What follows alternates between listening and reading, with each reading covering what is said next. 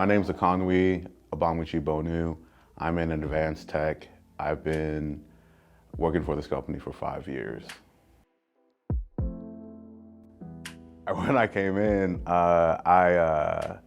one of the easier clients that has a quick acquisition rate, nonverbal. So he used signs. And I was like, I don't know the first bit about sign language. And that was quite done. I was like, dude, I don't know how I'm gonna even talk to this kid. But the cool thing was he does understand, if we talk with him, he can understand everything I'm saying. And luckily for me, we had already had a sign list for him. So I could just look through that and see exactly what we're working on and then copy that sign. And then now, like, I know some signs that I can teach people.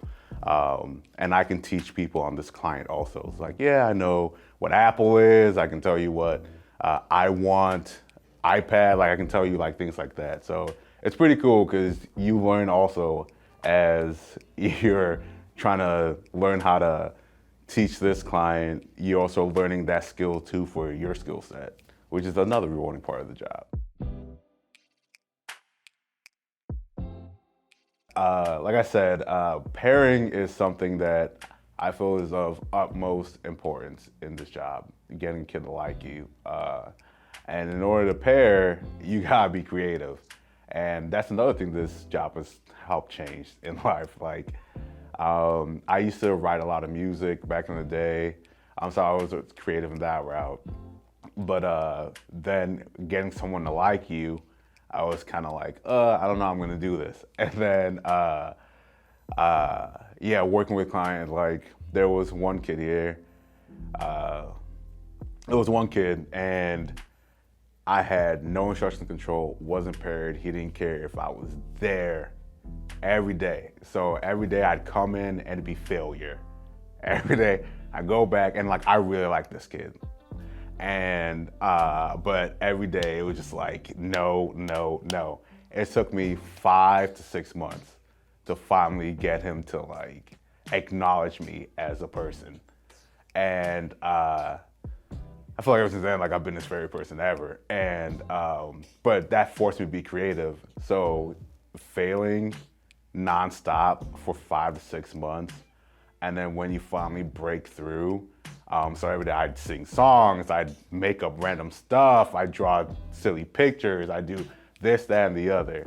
And so when I finally was able to get it, and now I can just teach people how to pair with the kid because it's like, I've been through everything. I know exactly what makes him tick. I know what makes him happy. I can get you and you can get instructional control sooner rather than later. So I tell them like problem behavior does occur, and if it does occur, it's not the end all be all. Like there's ways to be able to handle it. Tell them know that, again, I tell them this is just not a regular 9 to 5. If you're trying to come in here and think it's just a regular job, you just come to clock in, clock out. No, you are helping develop a child's life, and that is super important. And with that, especially when you're dealing with those that can't communicate what their problem is, so you might come in, they're sick, but they can't tell you, so they're in problem behavior. You have to be willing to, teach them to say, I'm sick or I'm hurt, and then help them come up with a solution for that problem. If you're not willing to do that and accept that challenge, then to be honest, I don't think this job is for you because, yeah, it's just more than, as I said, it's more than just a 9 to 5. You have to be really invested in bettering your client's life. Then I was telling them it's very rewarding because when you're going through the struggle, but then their client attains that skill, there's no better feeling.